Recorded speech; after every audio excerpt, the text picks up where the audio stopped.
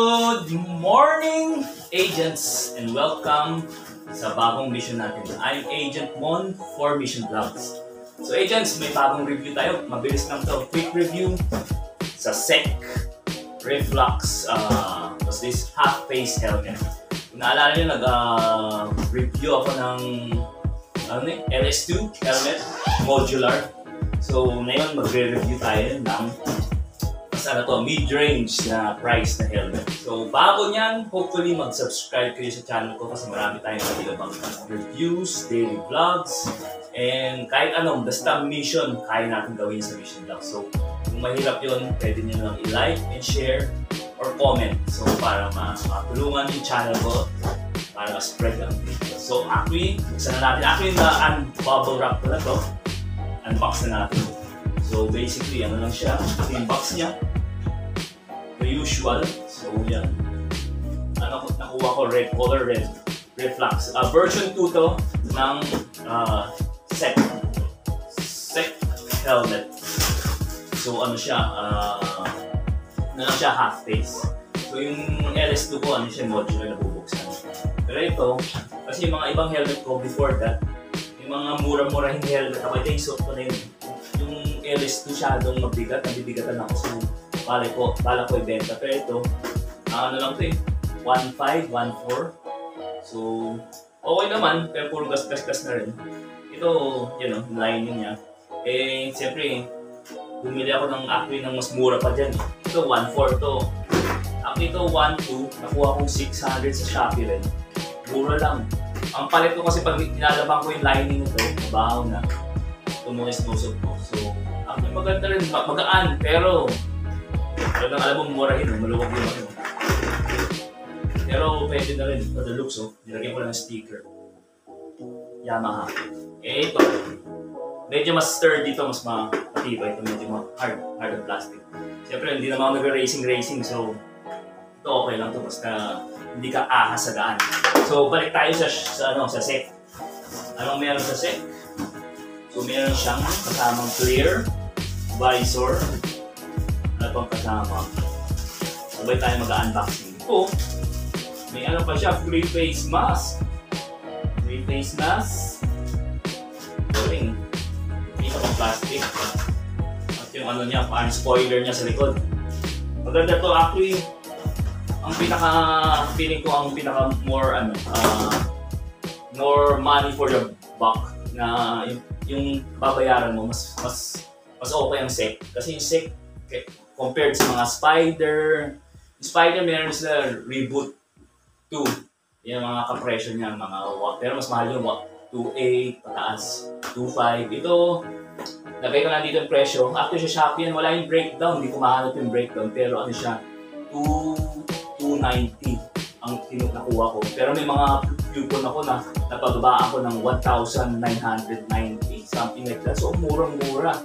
So, kung may mga coupon kayo, tapos free shipping pa, nagiging mura talaga. Yung compared sa mga Evo, medyo mahal ang price na. Pero yung same lang talaga yung paggawa eh. Actually, parang feeling ko pare-pareho yung manufacturer nila. Pero yung titilang SEC, medyo ang masa para makuha niya yung majority. Pero same ang quality ng Spider, mga helmets nila. Spider, Evo, yung mga magkakalaban na yung medium size. Wow, ang ganda. Tignan mo yan. Kinuha ko talaga ito kasi yung motorcycle ko medyo pagka-orange. Orange talaga.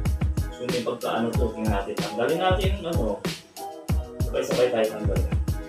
Vlog ko nito. Beautiful! Yan ang covering.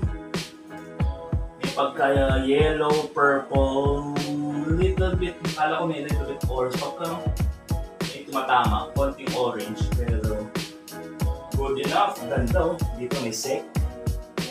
May parang spoiler dito. May spoiler na sila, may air vents. Ito na may air vents. Tapos dual visor to. Itawag dito FR. Alam ko parang mirror. Ang ganda. Testing na natin mamaya. Tapos yung foam niya talagang parang LS2. Yung makapal. Yan guys, tingnan nyo. Ang kapal. may ano pa talaga branding sa loob. Ganda. Tapos dito rubber pa yung ano nila, parang iba kasi hard plastic, ito rubber.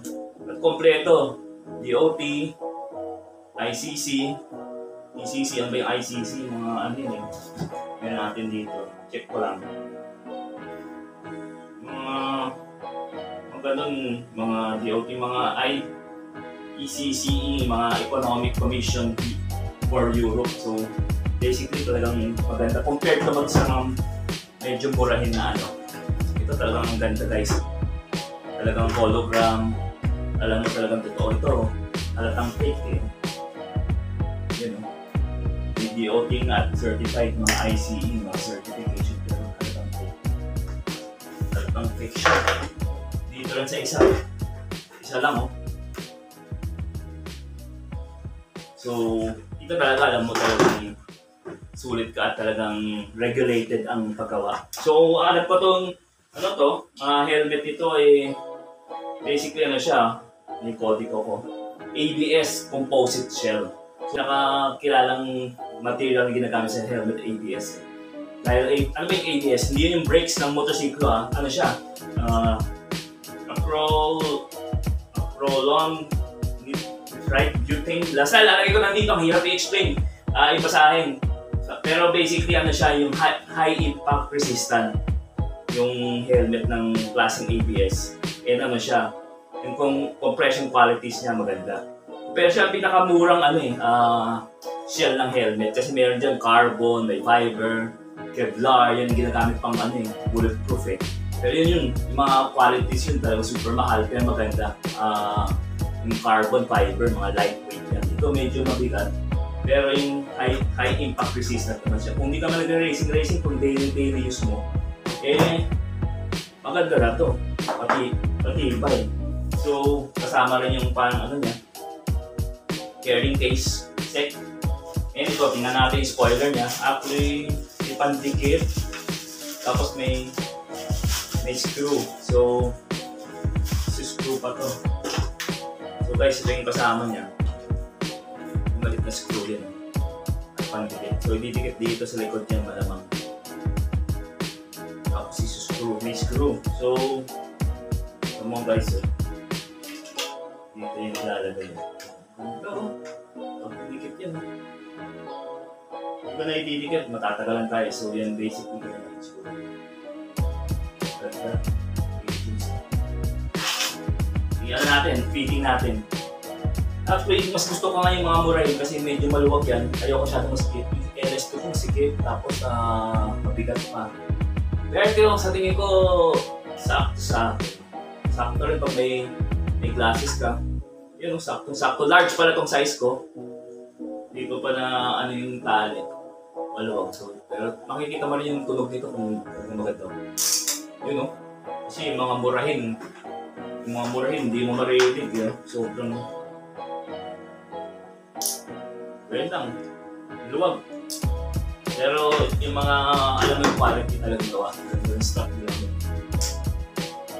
Strap. Lining, ang ganda. Hindi masyadong maingin. Sakto. Tapos dual visor. Dito yung ano. Oh, may takip pa. Tanggalin natin. Mga agents. Sabay tayo. Yun o. Malinaw pa. Ganda agents o. Tapos takpan natin ito. Yun o. Side view. Front view. Back view. Ganda agents. Kahit dalawa yung visor ko, maliwanag pa rin. So yun. Ang ganda ng ano ito. So yan ang review natin. Agents, hopefully nagustuhan yung review natin. Sa Shopee lang ito. Lagay ko ulit dito yung shop. Hopefully mabili nyo itong product nito. Quick review lang. So, medyo uminit na. Pero ang ganda ng product nito. So hopefully mabili nyo. And quick vlog lang ito. Sulit na sulit ang pera nyo pag bibili itong set. So agents, thank you for coming sa review natin. Always thank the Lord for everything and you know it. Hang loose agents! Peace!